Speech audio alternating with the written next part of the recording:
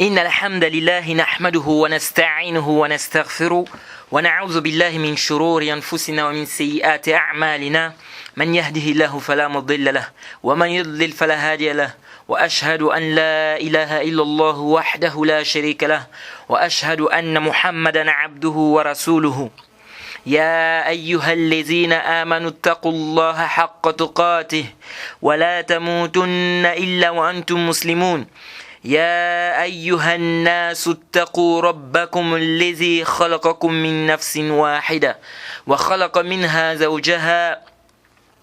منها زوجها وبث منهما رجالا كثيرا ونساء واتقوا الله الذي تساءلون به والأرحام إن الله كان عليكم رقيبا يا أيها الذين آمنوا اتقوا الله وقولوا قولا سديدا يصلح لكم أعمالكم ويغفر لكم ذنوبكم ومن يطع الله ورسوله فقد فاز فوزا عظيما أما بعد. Louange à Allah, le maître des circonstances, on le loue pour tout ce qu'il nous accorde comme bien et comme grâce, et on lui demande de déverser ses grâces et ses bénédictions sur le prophète Muhammad sallallahu alayhi wa sallam, sa famille, ses compagnons et tous ceux qui les ont suivis jusqu'au jour de la rétribution. Alors,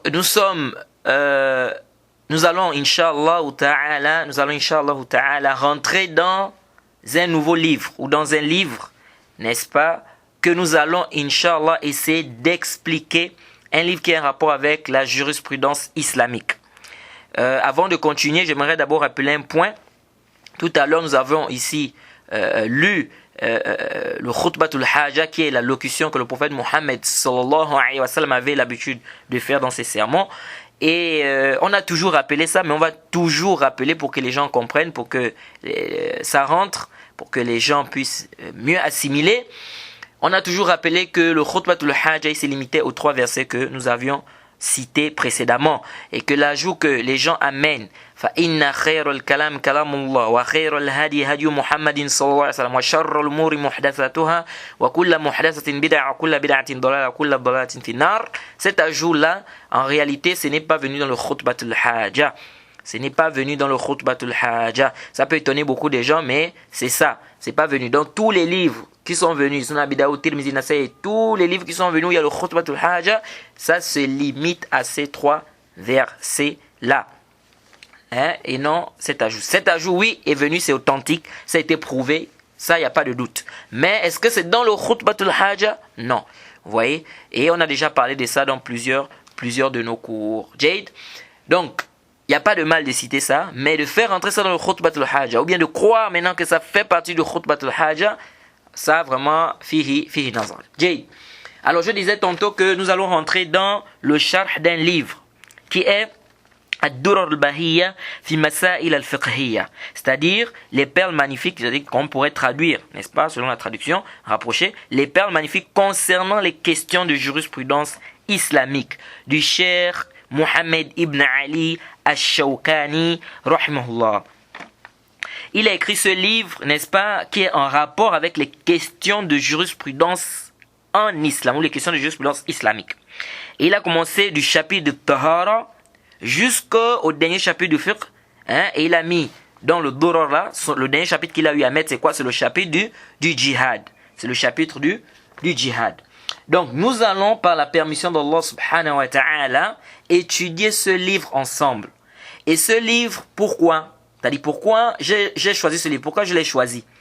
Je l'ai choisi ce livre tout simplement parce que d'abord, son auteur est un grand savant reconnu à son temps, n'est-ce pas, qui suivait la voie des salafs, malgré quelques erreurs, n'est-ce pas, avant qu'il ne découvre clairement le manhaj des salafs. Donc, ce cheikh est un grand savant de l'islam, il est reconnu. Et pourquoi j'ai également choisi ce livre? Parce que son auteur te résume les masaïl, c'est-à-dire, il résume les questions de jurisprudence. C'est vrai, il ne vient pas avec les dalils. Pourquoi? Parce que on va voir que ce livre, l'imam Shawkani, il a écrit suite à la demande de certains étudiants qui sont venus le voir et ils lui ont dit qu'on a besoin que tu nous écrives un livre dans la jurisprudence islamique. Et donc c'est comme ça que l'imam Shawkani, rahimahullah, il s'est mis à écrire ce livre. Donc il a résumé le livre de telle sorte que l'étudiant, lorsqu'il lit, n'est-ce pas, il prend directement, n'est-ce pas, les questions sur le sujet de manière quoi? De manière claire. Et il a donc résumé le livre sans pour autant apporter des dalils, n'est-ce pas? Il te vient directement avec le chapitre. Par exemple, il va prendre le chapitre des eaux, comme on va voir, Inch'Allah. Il vient, il te dit, par exemple, chapitre des eaux, et il t'explique en te disant, par exemple, que dans ce chapitre-là, on retient que l'eau est pure, et que l'eau ne peut quitter cet état de pureté pour l'état d'impureté que lorsque telle ou telle chose se produit. Et cette eau peut être ou ne pas être utilisée à partir de tel ou tel moment. Khalas, il a fini, il passe. Deuxième chapitre. Il va par exemple prendre un chapitre, il rentre par exemple le chapitre de la prière, un exemple. Le chapitre de la prière. Il commence par exemple par le chapitre des horaires de la prière. Il te dit par exemple, les horaires de la prière sont, il dit, la prière de Zuhr, c'est de tel à tel moment. La prière de Ars, c'est de tel à tel moment. La prière de Maghrib, c'est de tel à tel moment. De Aïcha, c'est de tel à tel moment. De Fajr, c'est de tel à tel moment. Khalas, il a fini, il enchaîne. Chapitre des conditions de la prière. Allez, les conditions de la prière sont ici. Donc, c'est un résumé, machallah, très bien. Et donc, avec ce résumé-là, la personne, si on lui explique de manière simple, n'est-ce pas, il peut facilement comprendre. Et il avance ainsi de suite comme ça avec quoi? Avec les chapitres. Donc c'est un résumé et donc facilement tu expliques à quelqu'un. Donc en 2 ans, 3 ans, au trop 4 ans, tu peux avoir terminé le livre. Si Allah facilite. Car pour terminer tout un livre du fiqh, du début à la fin, vraiment avec les détails, ça peut te prendre des années.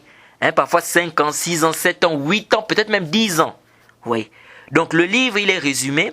Et donc avec la grâce d'Allah, pourquoi pas en 2 ans ou 3 ans, ou au trop 4 ans, on peut finir le livre du début jusqu'à la fin. Et j'ai pris l'intention d'expliquer ce livre, car je remarque que mes frères au pays ont des difficultés à comprendre certains sujets, ou certains chapitres. Deuxièmement, certains chapitres ne sont pas expliqués comme il le faut, ou ne sont pas détaillés comme il le faut. Ce qui fait que les gens ont des incompréhensions dans beaucoup de sujets. Et aussi, j'ai remarqué une chose, c'est que les sujets ou les chapitres ne sont pas expliqués de manière complète. C'est-à-dire, aujourd'hui, on va expliquer un livre, on commence le chapitre des ablutions, peut-être 1 an après, on arrête. On prend un autre livre, on revient encore sur le chapitre des ablutions. Après, on arrête. On prend un autre livre. Cette fois-ci, maintenant, on va dans le chapitre du mariage. Après, on change et encore on change. Et vraiment, on ne finit pas, c'est compliqué. Ce qui fait qu'on ne finit pas les chapitres, ni les livres, pour la plupart. Et beaucoup, c'est quoi? C'est des occupations. Pour la plupart, c'est à cause des occupations. Donc, c'est difficile. Que vous allez trouver au Gabon, n'est-ce pas? Hasba ilmi, de ce que je sais, un frère qui a fait le sharh d'un livre du début jusqu'à la fin. J'ai dit bien du début jusqu'à la fin et les étudiants ont profité. C'est très difficile. Donc si Allah nous donne une longue vie, Inch'Allah, nous avons déjà cette intention-là.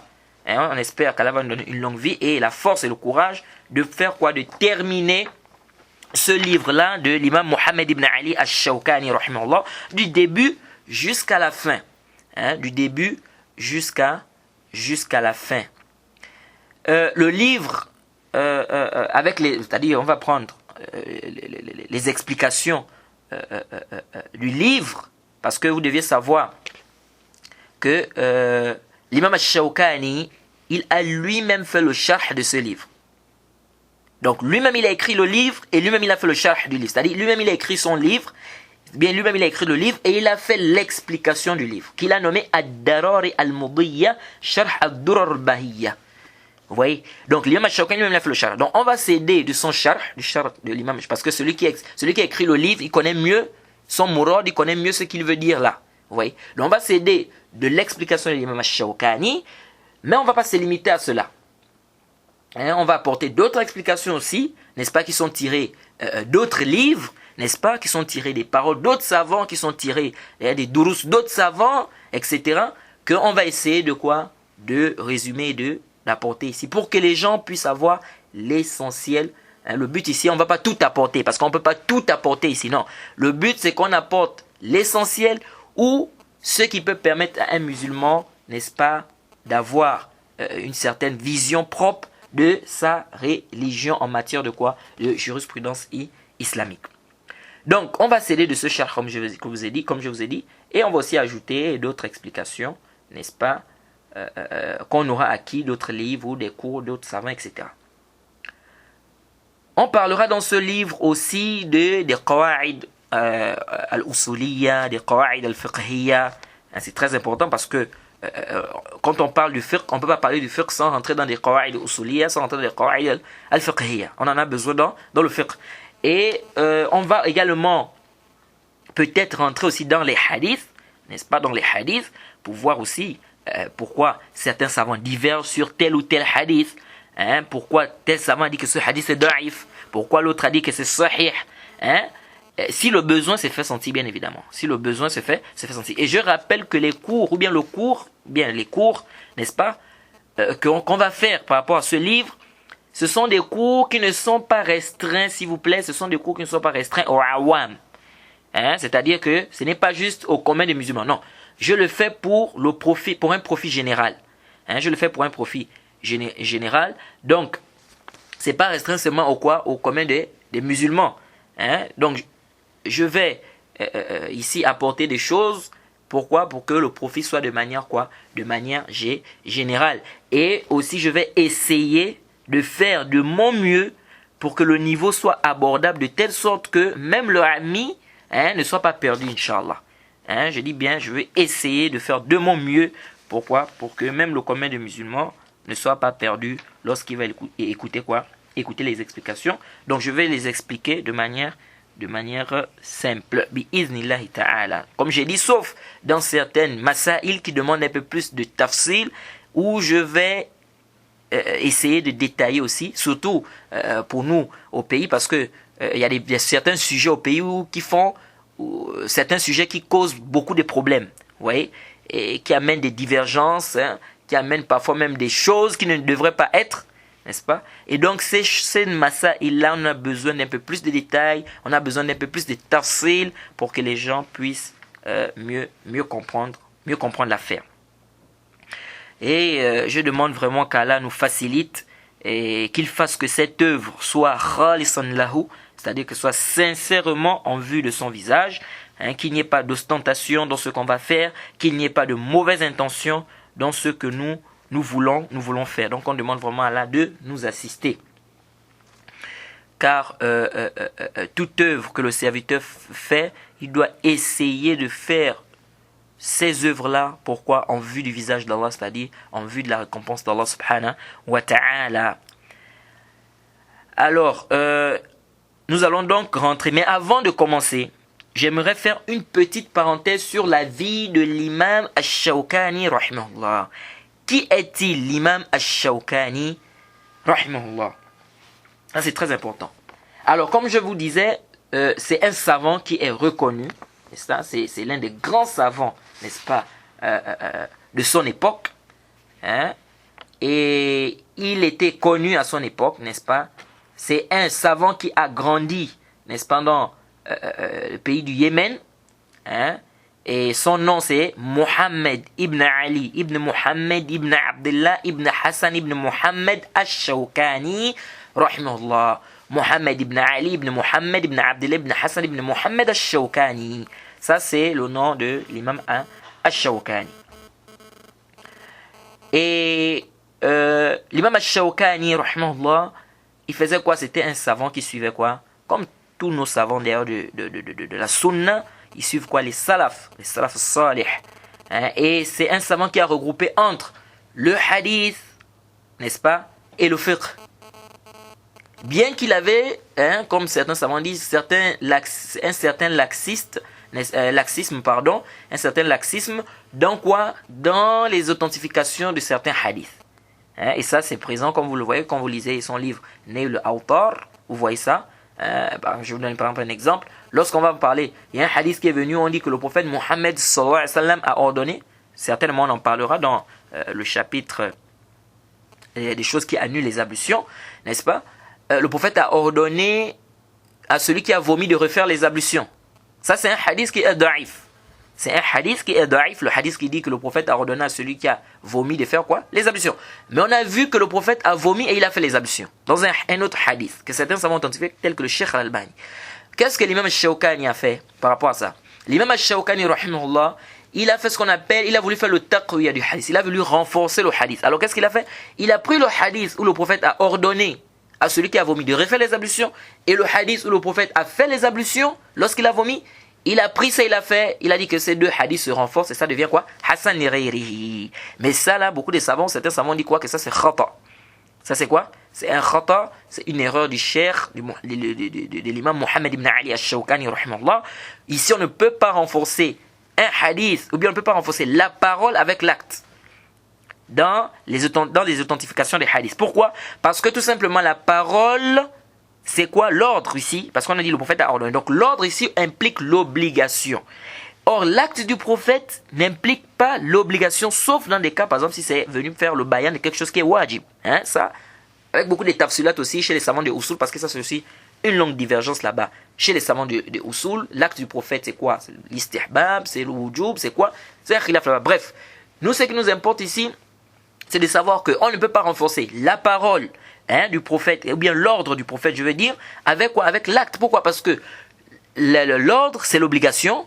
L'acte ici, ça n'implique pas l'obligation. L'acte implique quelque chose de mustahab.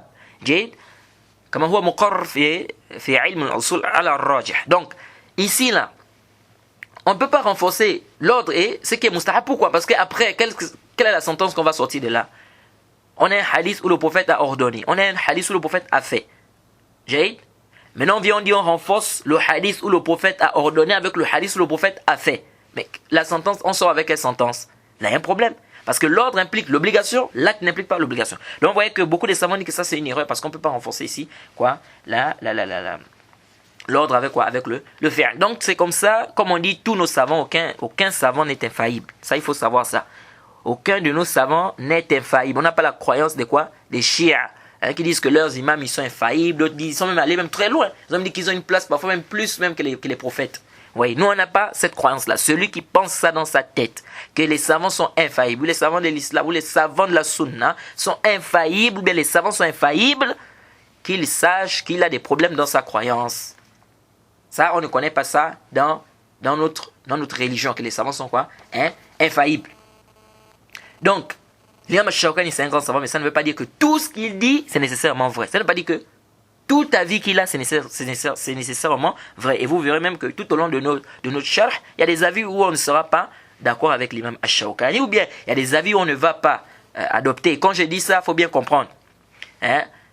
Qu'on ne pense pas ici, quand on dit qu'un avis, on ne sera pas d'accord avec l'imam Al-Shawkani, qu'on ne pense pas ici qu'on va mener une sentence qui vient de notre propre tête. Non. Si on n'est pas avec l'imam Al-Shawkani, on est avec d'autres savants.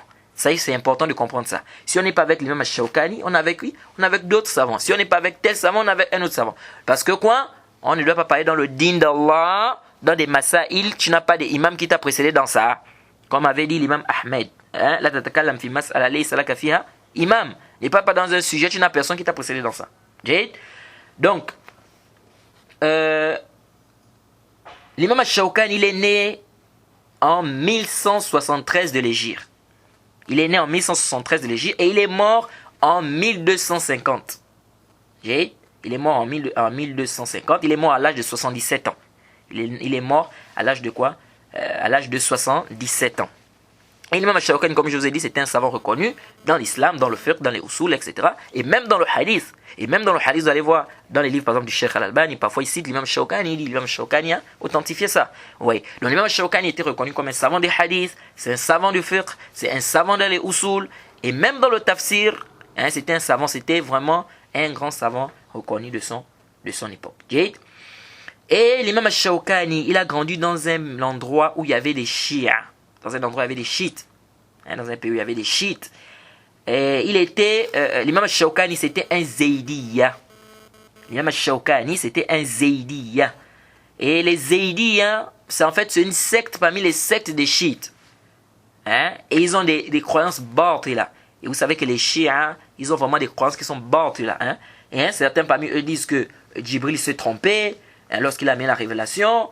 D'autres disent non, il ne s'est pas trompé, mais le Coran a été falsifié. D'autres insultent les compagnons du prophète, ils maudissent les compagnons du prophète, Abu Bakr, Omar et tout le reste. Bref, ils ont des croyances qui sont vraiment battles là. Hein? D'autres même, comme je vous ai dit, exagèrent. Ils disent que leurs savants, leurs imams sont infaillibles, etc. Tout ça, c'est quoi? C'est des croyances qui sont batila ou fasida. Des croyances nulles. Hein, c'est pourquoi vous allez voir qu'il y a beaucoup de savants même qui ont fait le takfir, qui ont dit que c'est des chiens, c'est des koufars. Hein? Donc, l'imam Shawkani faisait partie. Donc, et ces chiens là, comme j'ai dit, ils ont quoi? Eux, entre eux-mêmes, là-bas, les chiens, ils sont divisés en sectes. Ouais, il y a des sectes. Par exemple, ceux-là qui disent que Djibril s'était trompé, c'est une secte. Hein, il y a d'autres qui disent non, il ne s'était pas trompé en fait, mais le Coran a été falsifié comme ça. C'est encore un autre groupe. Donc, ils sont divisés eux-mêmes là-bas hein, en plusieurs groupes. Donc, l'imam Shawkani, il était dans cette firaq-là, parmi les firaq-là, donc parmi les sectes des chiites, il faisait partie donc des Zaydiyya. Et lorsqu'il a commencé à apprendre le hadith, il s'est rendu compte, il a commencé à apprendre le ilm, etc., le hadith, etc., il s'est rendu compte que le mazhab des Zaydiyya, c'est un mazhab qui est batil. Vous voyez? Et donc il a commencé à connaître, hein, comment dirais-je, le manhaj des salaf. Hein? Il a appris, il a eu la science. Hein? Il a eu de la science et il a commencé, il enseignait. Il a commencé à enseigner, n'est-ce pas? Il faisait des fatawas, vous voyez? Il commençait à enseigner avant d'avoir 20 ans. L'imam Shawkani, il commençait à enseigner avant même l'âge de 20 ans. Vous voyez? Et ça nous montre quoi? Ça nous montre que la science, ce n'est pas un problème d'âge, ni un problème de diplôme. La science, c'est un problème de Allah a dit, le prophète a dit. Qala Allahu, qala Rasul. C'est ça le ilm. Allah dit dans le Coran, Qul hadhihi sabili ad'u ila Allahi ala basiratin ana wa man ittaba'ani wa subhanallahi wa ma ana minal mushrikin. Vous voyez, Allah dit ça c'est mon chemin. Allah dit au prophète, dit ça c'est mon chemin. J'appelle vers Allah avec clairvoyance. Moi et ceux qui me suivent, c'est important, hein? Moi et ceux qui me suivent. Qu'est-ce qu'Allah a dit dans le Coran? Avec clairvoyance. Allah n'a pas dit j'appelle avec diplôme. Allah n'a pas dit j'appelle avec l'âge. Non, c'est pas un problème de diplôme, c'est pas un problème d'âge, c'est un problème de ilm. C'est un problème de quoi? De ilm. Allah peut donner à quelqu'un une grande science même s'il est jeune. Oui. Et ça, il y a beaucoup. L'imam al-Bukhari, il a écrit son premier livre à quel âge? 18 ans, d'autres disent même 17 ans. Hein? Le Cheikh al-Albani, son premier livre, il a écrit, il était très jeune. Même si après, il a refusé qu'on fasse le Toba, c'est-à-dire qu'on fasse sortir ce livre-là. Vous voyez? L'imam al-Shafi'i, hein? On dit qu'il est mort jeune. L'imam Nawawi. Vous voyez? Donc, Allah donne la science à qui il veut. Ce n'est pas un problème de non. Parce qu'il y a des gens qui pensent quoi? Que comme quelqu'un il est jeune, donc il n'a pas de ilm. C'est-à-dire la boussole maintenant, c'est-à-dire la balance, je veux dire, qui nous permet de distinguer quelqu'un qui est connaisseur, quelqu'un qui n'est pas connaisseur, c'est l'âge. Donc si on voit qu'il a par exemple 60 ans et qu'il parle de l'islam, il a la barbe, khalas, il a la science. L'autre là-bas, si on voit par exemple qu'il a 27 ans et qu'il parle de l'islam, on dit non, lui il est encore petit, il n'a pas la science. Non, c'est pas ça le ilm. Le ilm, c'est Allah dit, le prophète a dit. Donc c'est pas un problème d'âge. C'est vrai que le plus souvent, plus on prend de l'âge, puisque vous savez l'islam est vaste. Le plus souvent, quand on devient savant, vous allez remarquer que la plupart des savants, c'est quoi? Ils sont avancés en âge. Mais cela ne voudrait pas dire que, c'est-à-dire que celui qui n'est pas vieux, il ne peut pas avoir la science, il ne peut pas avoir le ilm. Non. On ne connaît pas un savant qui a dit ça, que on ne peut pas, quelqu'un qui est moins en âge ne peut pas avoir le ilm. Non. Mais, comme on dit, que la plupart des savants, ils sont quoi? Ils sont avancés en âge. Vous voyez? Et donc, pensez que la science est le diplôme. Ça, c'est très important parce que beaucoup pensent que c'est ça. Oh, mais lui là, j'écoutais quelqu'un qui disait, mais il a fait 8 ans à Médine. Mais Mazakan. Et puis après, il y a quoi? Même s'il a fait 12 ans à Médine. Avoir fait 10 ans à Médine, avoir fait 8 ans à Médine, même si tu dis que tu as fait 15 ans, même 20 ans, c'est pas ça le problème. Le problème ici, c'est l'ittiba' sunnah ala fahm salaf salih. C'est ça qui nous intéresse, le ilm, l'ittiba'. Est-ce qu'il est sur le suivi des salafs? Est-ce qu'il a du ilm mabni, c'est-à-dire un ilm qui est basé sur le suivi des salafs? C'est ça qui nous intéresse. 10 ans, 12 ans, 20 ans, 15 ans, non, c'est pas ça le problème. C'est pas ça le problème. Parce que beaucoup des gens sont trompés par ça aujourd'hui, malheureusement. Quelqu'un a fait par exemple 6 ans à Médine, il a terminé, il sort, il va enseigner. Une autre personne a fait 10 ans, lui il va venir avec des shubhat, des conceptions de takfiri et tout ça. Quand l'autre va faire un rad, on va dire non, mais quand même, on ne peut pas quand même prendre sa parole. Lui là, il a fait 10 ans à Médine, 12 ans. Lui il n'a fait que 6 ans, on ne peut pas prendre sa parole. Kullu haza batil. Batil, ça n'a pas de asl dans le din d'Allah. Ce n'est pas un problème de quoi 10 ans à Médine, 15 ans à Médine. On a vu des gens qui sont même rentrés au magistère. Hein? Ils sortent là-bas avec des croyances graves. Moi-même, j'ai écouté quelqu'un qui est en magistère, wallahi, en magistère, qui ose dire que les koufars vont rentrer au paradis. Bon, vous voyez un peu. Vous voyez? Donc, pour dire que ce n'est pas un problème de quoi? Ce n'est pas un problème de nombre d'années d'études. Ce n'est pas un problème de non, il était à Médine 8 ans, il était à Médine 10 ans, il était à Médine 12 ans. Non. C'est pas ça le problème. Le problème, c'est est-ce qu'ils sont à ilm mabni ala kitab wa sunna bifahmi salaf al-umma. C'est ça qui nous intéresse. Et non plus aussi le hifz. D'autres aussi qui se font tromper aussi par le hifz. Le hifz aussi, c'est pas ça le ilm. Le hifz fait partie du ilm, oui, mais c'est pas ça le ilm. C'est-à-dire, c'est pas parce que quelqu'un a fait le hifz ou bien parce qu'il a mémorisé qu'il est devenu quoi? Un savant. Là, tu vois des gens aujourd'hui, non, mais il a mémorisé les Kutub Sita, Mohamed Walad Dado, il a maîtrisé mais tout ça, c'est pas des dalils. C'est pas des dalils. À quoi ça te sert? Beaucoup de mémorisation sans être sur le manhaj des salaf, ça te sert à rien. Vaut mieux avoir même peu de mémorisation, avoir bien compris cela, avec tes bases, les usul, etc. Et être sur le manhaj des salaf, que d'avoir une grande mémorisation, tu n'as rien compris du din. Ou tu es dans un manhaj munharif. Ar-Razi, grand savant des langues. Mais ça lui a profité en quoi? Ça lui a profité en quoi cette langue-là? Grand savant des langues arabes, hein, ça lui a profité en quoi? Dans son din. Un grand mu'tazili comme ça. Vous voyez? Donc, ce n'est pas un problème de... il a beaucoup mémorisé. Ce n'est pas un problème de... Il est à Médine 10 ans, il est à Médine 15 ans, il est à... Non, ou bien il a un diplôme. Pourquoi tu veux parler avec lui? Il a un diplôme. Il est doctorat. Tout ça là... Ce n'est pas le diplôme qui va parler. Hein? Et moi, je dis ça toujours aux frères. Que ce qui va parler, c'est ce que tu as dans la tête. Le jour que... Même si tu as un diplôme qui dit que tu as un doctorat, le jour qu'on va te demander que fais un dars, tu ne vas pas prendre ton doctorat, le papier du doctorat, tu viens mettre ça à la table, tu dis, bon, j'ai le doctorat, hein, regardez, bon, doctorat parle. Non, c'est ce que tu as dans la tête. Donc, ce n'est pas un problème de diplôme ou pas diplôme. Ce n'est pas un problème de 10 ans d'études à Médine ou 15 ans d'études, ou pas seulement à Médine, ou que ce soit en Égypte, au Yémen ou autre. Ici, là, ce qui est plus important pour nous, c'est l'ittiba. Est-ce qu'il suit le manhaj des salaf salih? C'est ça le plus important. Peu importe que tu n'aies pas de diplôme, que tu aies un diplôme, si tu ne suis pas le manhaj des salaf salih, on n'a pas besoin que tu nous fasses des falsafat. On n'a même pas besoin. Jade? Donc ça, c'est très important pour nous de comprendre ça parce que j'ai remarqué que beaucoup de nos frères se font tromper par ce genre de choses. Jade? Donc je reviens pour dire ceci, que Allah donne la science à qui il veut. Hein? Allah donne la science à qui il veut. Regardez Abu Huraira, il s'est converti la 7e année de l'Hégire. Mais regardez comment il a mémorisé plus de hadiths que beaucoup de gens qui se sont même convertis avant eux. Vous voyez? Avant lui, pardon. Donc Allah donne à qui il veut et il sait pourquoi il a voulu cela. Jade? Donc la science, on ne doit pas restreindre la science. Pardon, on ne doit pas restreindre la science au diplôme ou bien restreindre la science par rapport à l'âge. Il faut bien comprendre ici ce que je suis en train de dire. C'est pas parce que quelqu'un il est vieux qu'il a forcément du ilm. C'est pas parce que quelqu'un il a passé 10 ans à Médine qu'il a forcément du ilm. C'est pas parce que quelqu'un a un papier ou un doctorat qui prouve quoi qu'il a forcément. Non. Le ilm, c'est quoi? C'est ce que tu as dans ta tête. C'est le suivi que tu as envers quoi? Le suivi que tu as des salaf salih. Alors, et comme je disais, l'imam Shawkani, il a commencé à enseigner à moins de 20 ans.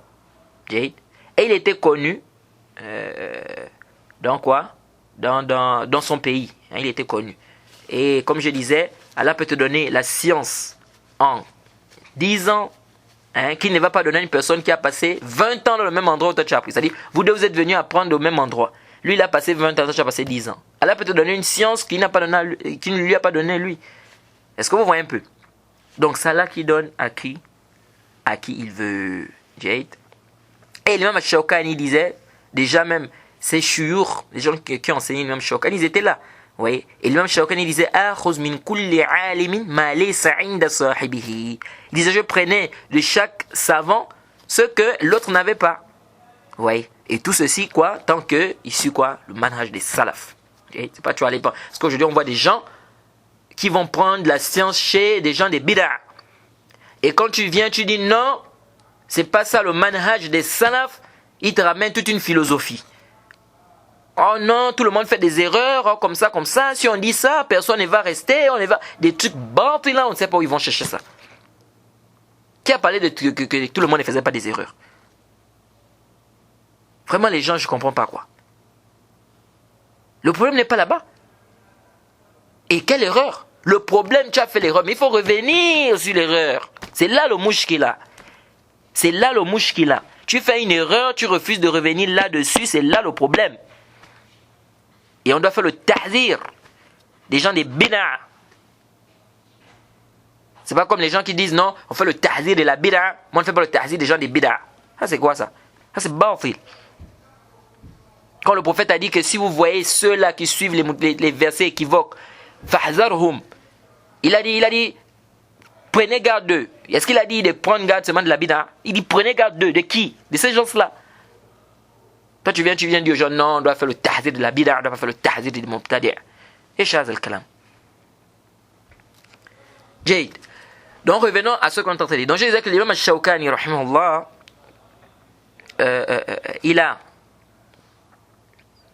il était reconnu, il était connu dans son pays, c'était un savant, et c'était quelqu'un qui avait vraiment ce qu'on appelle qawi hujja, comme on dit. C'est-à-dire qu'il avait vraiment des arguments. Lorsqu'il débattait, il débattait même déjà avec les Zaydiyya. Quand il a compris qu'ils sont égarés ces gens-là, il a appris, etc. Ensuite, il a commencé à débattre avec ces gars-là, les Zaydiyya, là, dans cette secte-là. Et on rappelle que le débat, on doit éviter les débats. Les gens doivent éviter les débats. Trop de débats, c'est pas ça le but. Nos salafs, c'était pas comme ça. Même si on dit que c'est pas interdit aussi de manière absolue. Le débat n'est pas interdit de manière absolue. S'il y a une nécessité qu'il faut vraiment éclaircir, il peut y avoir un débat. Comme Ibn Abbas a fait le débat avec les Khawarij. Donc, s'il y a vraiment une nécessité, etc. Mais de là maintenant à faire de ça, c'est-à-dire que ça devient comme une vie. D'aller chercher les gens des sectes pour vouloir débattre avec eux comme ça. Après, tu te prends maintenant des shubhat parce qu'on a vu des gens comme ça. Tu vas débattre avec ces gens-là et tu reviens avec des shubhat. Et c'est ça. Et c'est ça le danger. Même celui qui a le ilm, le cheikh Rabi' ibn Hadi al-Madkhali, il dit, il faut faire attention. Il dit, on a vu des gens même qui avaient du ilm, qui sont allés s'asseoir avec ces gens-là, et après ils ont changé. Donc il faut faire très attention. Donc le débat, on n'a pas dit que c'est interdit de manière absolue, comme on ne dit pas aussi que c'est permis de manière absolue. Il faut faire très, très attention. Comme ce qu'on voit aujourd'hui avec des gens, ils vont prendre ils vont lire la Bible. Ils prennent la Bible, ils commencent à lire ça, et puis ils vont faire des débats avec des chrétiens, et c'est grave. On fait des grandes conférences, ça devient déjà, c'est-à-dire que c'est comme une vie. Non. Ça faisait partie du manhaj des salafs. Toi, apprends d'abord ton din, apprends d'abord ta religion. Tu ne connais même pas les bases de ta religion. Tu vas prendre le livre des chrétiens, tu commences à lire ça, mais tu vas prendre des shubhat à l'intérieur. Oui. Quelqu'un qui a du ilm, qui est rasikh fil ilm, un alim, il peut lire ces livres-là pour rouder, comme Cheikh al-Islam Taymiyyah l'a fait. Ibn Hajar le dit clairement. Mais toi, tu n'as même pas d'abord des bases de ton din. Tu vas lire ça pourquoi? Et après, vous voyez ces gens-là, ils sortent avec des conceptions bizarres après. Ils viennent après pour dire non, mais nous sommes tous des enfants de Dieu. Nous sommes tous des enfants de Dieu. Tu as vu ça où? Que nous sommes tous des enfants de Dieu. Pourquoi? Parce qu'il a lu ça dans la Bible. Comme un frère me demandait la fois passée, il parlait de Samson. Mais Samson, est-ce que Samson, il y a un verset dans le Coran qui nous parle de Samson? Est-ce que dans la sunna du prophète, il y a un hadith authentique qui nous parle de Samson? Même si l'imam Tabari l'a amené dans le livre At-Tarikh. Et même là, les chrétiens considèrent Samson comme étant un prophète. Mais dans l'islam, on n'a pas un dalil qui dit que c'est un prophète. Et l'imam Tabari même, il dit que ce n'était pas un prophète, c'était un homme pieux. Bon, ça c'est ce qu'il a amené parce qu'il s'est basé sur une version de Wahb ibn Munabbi, qui est connu, qui prenait des choses des des juifs et des chrétiens. Et c'est grave. Ils disent des choses graves dans leur Bible. Ils considèrent Samson comme étant un prophète. Et dans la Bible, ils disent qu'il s'est suicidé. Oui, parce qu'ils disent qu'il était tellement fort et tout. Après, il a fait quoi? Il a invoqué, il a demandé qu'il voulait mourir. Il a dit que je périsse ici, avec le peuple là, ou bien avec tout le peuple. Et il a détruit tout. Les gens sont tous morts là. Et il parle des attentats suicides. Mais voilà les attentats suicides que vous êtes en train de parler. Regardez comment ils sont en train de parler d'un prophète. Comment un prophète va se suicider? Ça, c'est un suicide. C'est un suicide. Parce qu'ils l'ont attaché, selon eux, les chrétiens, ils l'ont attaché. Et il a dit que je périsse ici. Et il a détruit tout le temple, et tout le monde est mort avec lui. Là. Ça, c'est un attentat suicide. Et comment on peut dire ça d'un prophète? Selon eux, je dis bien. Parce que comme je vous ai dit, on n'a aucun dalil sarih authentique et clair qui dit que Samson c'était quoi? Un prophète. Bref, pour dire que c'est ça le danger de ces choses-là. Quand tu vas aller faire des munazarat comme ça, tu n'as pas fait le tathabout de ton aqidah, de ta croyance, tu vas tomber dans des erreurs graves. On a vu des gens aujourd'hui qui sont ancrés dans les débats avec les chrétiens. Ils ont même mémorisé presque, c'est-à-dire même le Coran, tout le Coran n'est pas dans sa tête, mais toute la Bible est presque dans sa tête. Et vous le voyez avec des conceptions graves. Des conceptions graves. Oh mon style. Donc il faut faire très attention. Donc tu vas aller lire des livres des gens des sectes comme ça. Non, je vais lire les livres des chiites, je vais lire les livres des machins. Et tu sors de là-bas avec des shubhat. Subhanallah. Apprends ton din. Toi, ce qui te concerne, c'est d'apprendre le din. Ça, c'est laisse aux ulama qui sont vraiment rasikhun fil ilm. Donc ce n'est pas un débat peut venir comme ça en passant. Hein, tu discutes avec un chrétien, mais de là de faire de ça maintenant, c'est-à-dire on fait des conférences, on met on invite des gens, hein, des milliers de personnes. Non, c'est pas ça, c'était pas le tariq de quoi, de nos salafs. Jade. Donc le débat, je reviens pour dire que le débat, il n'est pas interdit de manière absolue, n'est-ce pas? Et il n'est pas également, on va pas aussi dire qu'il est permis de manière absolue, parce que le but dans notre dîne, ce n'est pas de débattre. Hein? Donc l'imam al-Shawkani, il a fait le débat avec ces Zaydiyas là, et il leur rapportait quoi? Il leur rapportait des arguments, parce qu'il faisait un peu de l'exagération, hein, sur Zayd ibn Ali, ibn Hussein ibn Ali, ibn Abi Talib. Hein, c'était un homme pieux. Et lorsque l'imam al-Shawkani a commencé à leur dire que là, il y a juste le taqlid, que vous ne devez pas faire le taqlid, hein, de Zayd ibn Ali là, aqama alayhi dunya. Ils ont dit quoi? Yata'an fi ahl al-bayt. Qalu yata'an fi Zayd. Ils ont dit quoi? Ils ont commencé les gens se sont levés, ils ont dit oh, il est en train de faire le ta'an, il est en train de mal parler des gens de la famille des ahl al-bayt. Jade.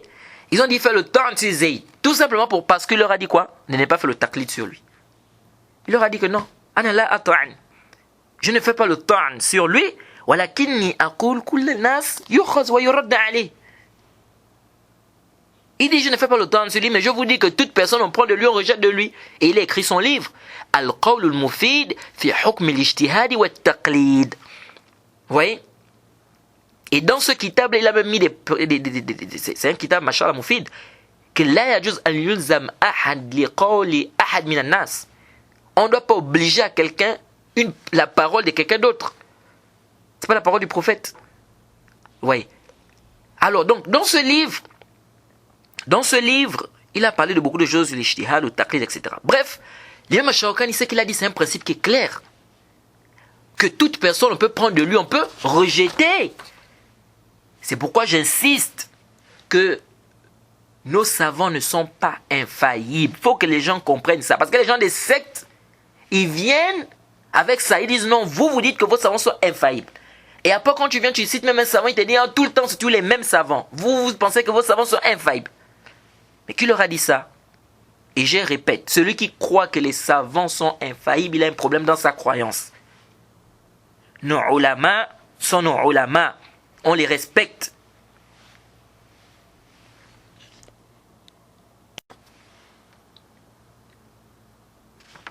Comme ils doivent être, on les respecte comme ils doivent être respectés. Mais cela ne veut pas dire qu'on doit faire, c'est-à-dire qu'on doit prendre tout ce qu'un savant dit. Non. C'est pas ça. Le savant, c'est un savant, mais ça ne veut pas dire qu'il ne fait pas des erreurs. Et cela ne voudrait pas dire aussi qu'on doit faire le temps sur les savants. Ah, ça jamais. Et on ne l'acceptera jamais, et ça avec la toute dernière énergie. Que quelqu'un vienne faire le temps sur nos savants, ou sur les ulama. Celui qui le fait, on le classe. C'est pourquoi les savants ont classé les gens comme les Mohamed Abdel Maqsoud. Il ose dire que le Cheikh Al-Albani, rahimahullah, est tombé dans les paroles de Irja. Et lorsqu'on l'appelle pour lui demander, il dit Na'am qultuhu. Il dit oui, j'ai dit ça. Les savants l'ont classé. Et d'ailleurs, il a d'autres erreurs dans le manhaj. Les gens comme les Mohamed Hassan qui se moquent des savants des Jarh wa Ta'dil. Hein? Tu ne peux pas être dans la sunna, tu dis que tu suis la sunna, les salaf, et détester les savants de la sunna. C'est pourquoi l'imam Barbahari disait quoi? Iza ra'ayta ar-rajula yuhibbu fulan wa fulan fa'lam annahu min ahli sunnah. Wa iza ra'ayta ar-rajula yata'an fi fulan wa fulan fattahimhu fi dinihi. Ou kama qala rahimahullah. Il disait si tu vois quelqu'un, il aime tel ou tel, il a cité des noms. Il dit sache que c'est quelqu'un de la sunna. Et si tu vois quelqu'un qui fait le temps sur tel ou tel ou tel, il a cité aussi des noms. Il dit sache qu'il a un problème dans sa religion. Comment tu peux dire que tu suis les savants salafis, tu suis le manhaj salafi et tu détestes des gens qui soutiennent ce manhaj? C'est pas possible.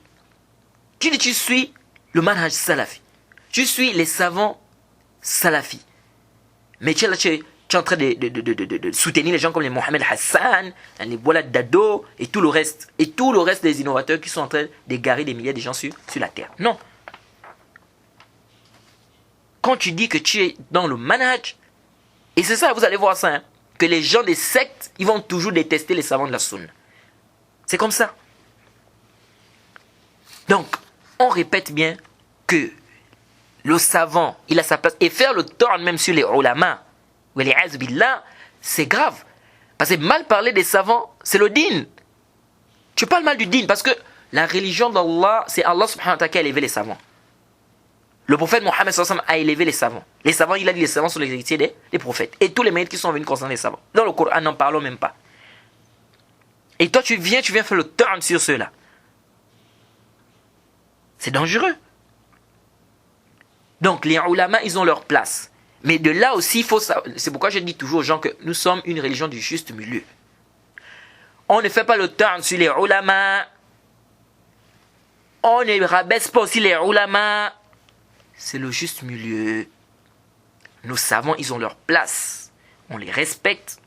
On les écoute dans ce qui est haq, dans ce qui est bien.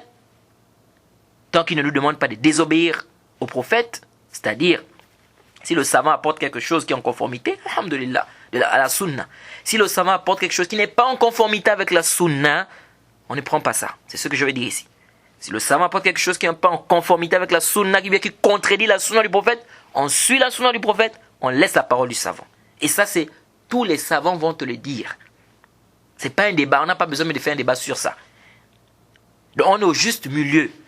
N'exagérons pas, parce qu'il y en a qui ont exagéré aussi. Il y en a qui ont voulu fuir un extrême, ils sont allés dans un autre extrême. Ils ont commencé à exagérer. Pour lui maintenant, tout ce que le savant dit, c'est ça le haq. C'est-à-dire, il va te prendre un savant, tout ce qu'il dit c'est haq. Si toi tu contredis ça, tu es égaré. Si tu contredis ça, tu n'as rien compris. Et quand tu vas venir dire que non, ce que le savant l'a dit, c'est pas correct, il s'est trompé parce que tel savant a dit qu'il s'est trompé, ah, tu as fait le tort sur le savant. Les gens ont vu ce manhaj là où? Et c'est ça que l'imam Shawkani a vécu ici. Quand il est venu, il leur a dit que ne faites pas le taqlid de Zayd ibn Ali. Ils ont dit, oh, voilà quelqu'un qui fait le tort sur les gens de la famille du prophète. Et c'est ce qu'on voit aujourd'hui. Donc on doit faire très attention. Le fait qu'un savant se trompe ne veut pas dire qu'on a fait le tort sur le savant. Vous allez voir ça dans beaucoup de livres de fiqh. Plusieurs fois, vous allez voir les savants qui disent هذا الكلام ليس بالصحيح, هذا الكلام باطل, وهذا الكلام لا يؤخذ, وهذا الكلام ليس بالصحيح, وليس بالراجح, وهذا خطأ, وهذا ليس بالصواب. Vous entendez, vous voyez ça, les savants le disent beaucoup. Il fait le rad à celui-là, il fait le rad à l'autre cheikh, il dit non, il s'est trompé ici. هذا خطأ, هذا ليس بالصحيح, وهذا هو الصواب, هذا هو الراجح. Mais cela ne voudrait jamais en aucun cas dire qu'il a fait le tort sur quoi? Sur l'autre. Et bien évidemment, ils le font avec quoi? Avec le adab. Avec quoi? Avec le bon comportement. Jade. Donc ici, on doit faire très attention. Le savant, il a sa place, on doit le respecter. On doit lui donner ses droits. Et en même temps aussi, on ne doit pas penser quoi qu'il est infaillible. On doit enlever ça dans la croyance. Ça là, il faut enlever. Si quelqu'un a ça dans sa croyance, il faut savoir qu'il a des problèmes. On enlève ça dans la croyance, que le savant est infaillible. Et on doit savoir aussi que on doit se rattacher aux savants qui sont fermes dans la sunna. On doit se rattacher aux savants qui sont fermes dans la sunna. C'est pas de faire quoi? C'est pas de... Parce qu'il y a des gens aujourd'hui, ils sont arrivés à un niveau, comme j'ai dit, ils sont allés dans l'autre extrême là-bas. Ils ont dit non. Les savants, ils sont comme nous, non? Nous sommes des hommes, eux aussi c'est des hommes. Donc nous aussi on peut faire comme ça. Ceux-là aussi sont partis dans un dolal, dans un égarement, n'est-ce pas? Évident. Jade. Donc ici on ne doit pas faire quoi? On doit faire le juste. Et je rappelle toujours ces paroles-là, qui sont les paroles des imams. Des 4 imams, c'est connu. Hein? Pour les gens qui font le ta'assub et tout ça, le fanatisme. Hein? Je rappelle souvent ça. À certains qui ont mis ça sous forme de vers. وَقَوْلُ أَعْلَامِ الْهُدَى لَا يُعْمَلْ بِقَوْلِنَا بِدُونِ نَصٍ يُقْبَلُ فِيهِ دَلِيلُ الْأَخْذِ بِالْحَدِيثِ وَذَلِكَ فِي الْقَدِيمِ وَالْحَدِيثِ وقال أبو حنيفة الإمام لا ينبغي لمن له إسلام أخذا بأقوال حتى تعرض على الحديث والكتاب مرتضى ومالك إمام دار الهجرة قال وقد أشار نحو الحجرة كل كلام منه ذو قبول ومنه مردود سوى الرسول والشافعي قال إن رأيتم قولي مخالفا لما رويت من الحديث فاضربوا الجدار لقول مخالف الأخبار وأحمد قال لهم لا تكتبوا ما قلته بل أصل ذاك فاطلبوا فاسمع مقالات الهداة الأربع فاعمل بها فإن فيها منفعة لقمعها لكل ذي تعصب والمنصفون يكتفون بالنبي. Ça c'est les paroles des grands savants. L'imam Abu Hanifa dit ne convient pas quelqu'un qui est musulman de prendre mes paroles sans voir d'abord est-ce que ça, sans les présenter, c'est-à-dire que sans peser ça dans le kitab et puis la sunna du prophète, dans les hadiths. L'imam Malik, imam de Dahr al-Hijra, il a dit quoi? Il a dit toute personne, toute parole, écoutez, hein, il dit toute parole, on peut prendre ça, on peut rejeter, sauf celle du prophète Mohammed sallallahu alayhi wa sallam. Seule la parole du prophète Mohammed sallallahu alayhi wa sallam, on ne peut pas dire non, on ne peut pas rejeter ça. Mais la parole de toute autre personne en dehors du prophète, ça peut être rejeté. Ça c'est la parole, ici c'est l'imam Malik qui dit. Toute personne, il dit tout, il a mélangé, c'est donc même lui-même il est dedans. On voit des gens aujourd'hui qui viennent faire le ta'assub. Non, l'imam Malik a dit, comme me disait un frère une fois, il dit qu'il a discuté avec quelqu'un qui lui a dit non, mais si l'imam Malik a laissé certains hadiths, c'est qu'il a compris ça mieux que toi. Il est plus savant que toi. Donc pourquoi il a... Non, c'est pas ça la démarche dans l'islam. L'islam, il y a des principes, il y a des règles. Et l'imam Shafi'i a dit, si vous voyez ma parole qui contredit ce que j'ai rapporté dans les hadiths, ou ce qui est rapporté dans les hadiths, jetez ma parole au mur. C'est clair. Et l'imam Ahmed a dit, n'écrivez pas tout ce que je vous dis. Mais le aslan, ça c'est que vous devez chercher. L'origine, c'est que vous cherchez, d'aller chercher. Tout ça, c'est pourquoi? C'est pour que les gens évitent le ta'assub. Ça, c'est très important. Ça, c'est les savants qui ont dit cela. Non, tous ces savants-là, ils n'ont pas appelé au ta'assub. Et même, le cheikh Rabi' ibn Hadi al-Madkhali, il a un bon livre, il a un petit risala qu'il a écrit sur le ta'assub. Le fanatisme. Parce qu'aujourd'hui, c'est les maladies que les gens ont. Hein? Tu ne peux plus. Aujourd'hui, quand quelqu'un déjà, il est dans sa tête, c'est tel savant qui est dans sa tête. Toi, tu ne peux plus venir le contraire. Même si tu amènes 1000 paroles, il ne t'écoute pas. Parce que pour lui, c'est ça. Non. Et ici, je ne parle pas de celui qui fait le taqlid. Quelqu'un peut faire le taqlid. On n'en dit combien pas. Hein? La masse, elle a beaucoup de paroles, des savants et tout. Il fait le taqlid, il n'a pas le niveau et tout. Ce n'est pas de ce que moi je suis en train de parler. On parle ici de ce comportement-là qui est le fanatisme. C'est-à-dire même si on voit les dalils clairs, authentiques, en quoi? On dit non, on ne prend pas le dalil. Pour faire quoi? Pour suivre la parole de son cher. Donc on doit faire très, très attention. Jade. Alors donc, l'imam Shawkani, il a fait quoi? Il a écrit quoi? Il a écrit ce livre-là. Il leur a dit non, je ne fais pas le temps. Je vous dis tout simplement de ne pas faire quoi? Le taqlid, parce que tout le monde, comme je vous ai dit, tout le monde fait des erreurs. Même moi qui ne veux pas le Mohamed Oura, je fais des erreurs. C'est pourquoi moi je dis toujours aux gens que j'enseigne, je dis toujours ça. Que le but ici, c'est pas seulement de prendre... Non, Mohamed Oura dit, d'abord moi je ne suis pas un savant. Non, Mohamed Oura dit, non. Le dalil. Regardez le dalil. Pour celui qui a la capacité. Pour celui qui n'a pas, qu'il fasse le taqlid d'un savant. Mais qu'il ne débatte pas aussi. C'est ça aussi le problème. Qu'ils ne débattent pas aussi, celui qui va faire le taqlid.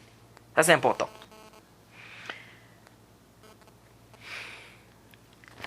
Donc ça, le fait qu'on dise qu'un savant s'est trompé ou qu'on n'ait pas d'avis de tel savant ne veut pas dire qu'on fait le temps sur, qu'on parle mal du savant. Il faut que les gens comprennent ça bien. Parce que ça c'est une choubha que beaucoup de gens ont. C'est une choubha et ça c'est dangereux. Tu vas faire un dars, tu vas amener les avis des savants, tu vas dire, mais l'avis que nous penchons là-dessus, ou bien l'avis que nous trouvons juste, c'est cet avis, c'est l'avis de tel savant. L'autre avis, on trouve que c'est marjouh. Pour lui, dans sa tête, tu as fait le temps. Et ça c'est une maladie. Ça, c'est malade. Alors, l'imam Shawkani, il ne partait pas chez les chefs. Hein? Ça, sinon, c'est répandu. Et on a fait qu'on a voulu le mettre juge du Yémen. Et au début, il a refusé. Mais après, il a quoi? Il a fini par accepter. Et il était quoi? Juge du Yémen. Ouais. Et il ne partait pas chez les chefs. Comme le prophète a dit, celui qui va aller vers les portes des chefs là, il sera éprouvé. Et c'est ça. Aujourd'hui, on voit des gens qui cherchent à se rapprocher des gens du pouvoir. On n'a pas tous les mêmes cœurs. Hein? Le cœur est faible. Hein? Comme celui-là, Riyas ibn Ibrahim ou Ibrahim ibn Riyas, si je ne m'abuse, qui avait modifié un hadith du prophète. À cause de quoi? À cause du chef. Vous voyez? Pourquoi? Parce qu'il voulait faire plaisir au chef. Oui. Donc, pour dire que on doit faire quoi? On doit faire très attention. Hein, et beaucoup, vous allez voir, si vous lisez la biographie de nos savants, vous allez voir que beaucoup de nos savants fuyaient ces contacts-là, hein, d'être toujours avec le chef ou d'être toujours accroché avec les gens du pouvoir, etc. Parce qu'après, hein, tu vas plus vouloir dire le haqq, tu vas plus vouloir dire la vérité, tu vas chercher à modifier, tu vas dire des choses et Allah musta'an. Et donc, quand il est devenu juge, hein, au Yémen, il avait quel âge? Il avait 37 ans. L'imam Ash-Shawkani, rahimahullah. Et c'est, comme j'ai dit, ces professeurs étaient là, ils étaient présents. Et l'imam Ash-Shawkani enseigne le fiqh. Hein, il a écrit le livre Nail al-Awtar fil fiqh, hein, qui est l'un des grands livres de l'imam Ash-Shawkani. Et il enseigne le hadith. Et ça c'est clair dans son livre Nail al-Awtar. Vous vous rendez clairement, vous apercevez clairement que l'imam Ash-Shawkani, il avait quoi? Il avait une science dans le ilm al-hadith. Et on a déjà dit qu'il était aussi, il fait partie des savants des hadiths. Et il enseigne aussi usul al-fiqh. Il a écrit son livre Irshad al-Fuhul ila tahqiq al-haqq min ilm al-usul. Et il enseigne l'aqida aussi, la croyance. Il a écrit Tuhaf, si je ne m'abuse, Mazahib al-Salaf, quelque chose de ce genre. Il a écrit ce livre-là sur la croyance aussi. Et je crois le Cheikh Ubayd a fait le sharh de ça, si je ne m'abuse. Si je ne me trompe pas. Je crois bien parce que j'avais vu ça une fois dans une bibliothèque, si je ne me trompe pas. Wallahu a'lam. Et il enseignait, il a aussi écrit sur le tafsir. Hein, il a écrit son livre Fath al-Qadir fi tafsir al-Qur'an al-Azim. Ça c'est le livre que l'imam Ash-Shawkani il a écrit. Fath al-Qadir fi tafsir al-Qur'an al-Azim. Ça c'est un livre sur le tafsir. Et il était donc juge et il a passé je crois qu'il a fait 40 ans, voilà, il a fait 40 ans juge, n'est-ce pas? Et l'imam Ash-Shawkani est mort à l'âge de 77 ans. Et on a dit 40 ans, donc si vous ajoutez, vous prenez les 37 ans qu'on a dit, vous ajoutez ça avec ça, ça fait 77 ans. Donc l'imam Ash-Shawkani il est mort à 77 ans, comme on a dit en 1250. Et donc, certains étudiants sont venus voir l'imam Shawkani, donc avant qu'il ne meure, certains étudiants sont venus voir l'imam Shawkani, ils lui ont demandé d'écrire quoi? D'écrire un livre sur la jurisprudence islamique. Et l'imam Shawkani il a écrit ce livre qu'il a nommé Dur al-Bahiyya fi Masail al-Fiqhiyya. C'est un livre que l'imam Shawkani a eu à écrire sur la jurisprudence islamique. Donc voilà un peu de manière résumée la vie de ce tome. Je dis bien de manière résumée parce que il y a beaucoup de choses à dire. Vous savez, sur les biographies des savants, c'est très bénéfique. C'est très bénéfique parce que tu prends vraiment des enseignements, hein, dans leur comportement, dans leur manière d'agir, hein, dans leur manière d'enseigner, etc. Tu prends beaucoup d'enseignements. Vous voyez? Et donc voilà un peu ce qu'on peut dire sur l'histoire de Mohammed ibn Ali Ash-Shawkani. C'était un grand savant de l'islam, c'est un grand savant de l'islam d'ailleurs, et il a écrit plusieurs livres comme les livres que j'ai cités récemment, et c'est un savant qui était reconnu, mais comme j'ai dit, c'est un savant, ça ne veut pas dire que parce que il était reconnu comme un grand savant, ou bien c'est pas parce que, comme on a dit, il a écrit beaucoup de livres, que cela voudrait dire que tout ce qu'il dit, c'est nécessairement vrai. Comme les autres savants d'ailleurs. Comme les autres savants, ça ne veut pas dire que tout ce qu'ils disent, c'est nécessairement quoi? C'est nécessairement vrai. Donc, Inch'Allah, par la grâce d'Allah, on va débuter, n'est-ce pas, le sharh, n'est-ce pas? On va commencer par le chapitre de la purification. Et on va essayer, Inch'Allah, comme je vous ai dit, de faire quoi? De expliquer par rapport à quoi? Par rapport à ce que les savants disent sur des masaïl, etc. Pourquoi, comme je dis toujours, on doit se rattacher aux savants. Ça veut dire quoi? Ça veut dire que tu ne dois pas amener des paroles de ta tête. Tu ne dois pas commencer à vouloir faire des tafsilat de ta propre tête. Non. Comme je dis toujours aux gens, quand vous voyez quelqu'un, il vous éloigne des savants. Faites attention.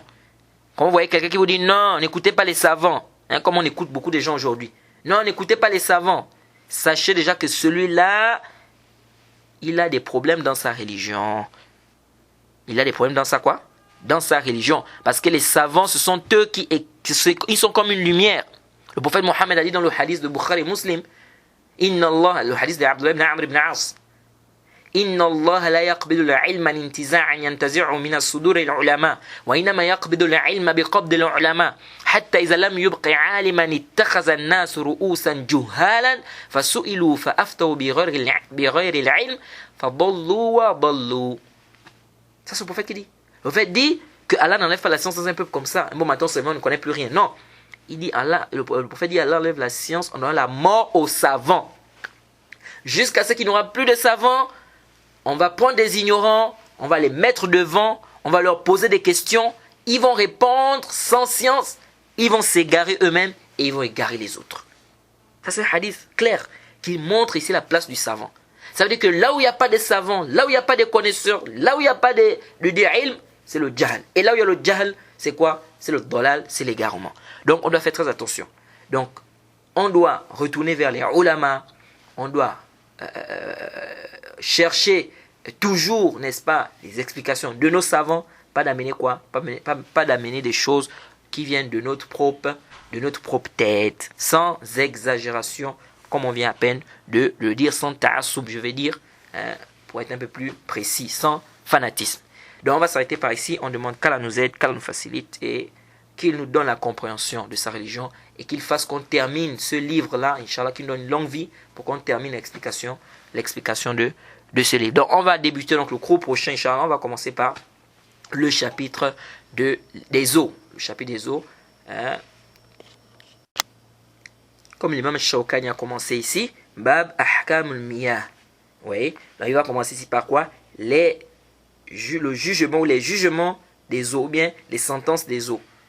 Des sentences en rapport avec les eaux. Et là-dedans, il va nous expliquer un peu l'eau pure, l'eau impure, etc. Tahir, Tuhur, Najis, etc. Est-ce qu'il y a 3 catégories d'eau ou bien 2 catégories d'eau? On va essayer de détailler tout ça au cours prochain, Inch'Allah. À quel moment une eau devient impure et essayer d'expliquer toutes ces choses. Pourquoi? Parce que les ablutions de quelqu'un en dépendent. Et c'est des chapitres que beaucoup de gens négligent, surtout le chapitre des eaux. Les gens négligent beaucoup ce chapitre-là. Les eaux, même les ablutions. Vous entendez des gens, non, quand on veut enseigner le chapitre des ablutions, vous voyez des gens qui disent, ah, lui aussi, on fait les ablutions depuis, on connaît déjà ça. Non, mais quand vous vous asseyez pour regarder comment les musulmans font des ablutions aujourd'hui, vous allez voir beaucoup de gens qui font des bid'ah dans les ablutions, qui ne font même pas les ablutions de manière conforme. Donc ça va être par ici, comme je disais, et on demande qu'Allah nous donne la compréhension du din et qu'il nous donne la sincérité dans tout ce que nous faisons et qu'il nous pardonne nos fautes. Subhanakallahumma bihamdik, ashhadu an la ilaha illa anta astaghfiruka wa atubu ilayk. Assalamu alaikum wa rahmatullahi wa barakatuh.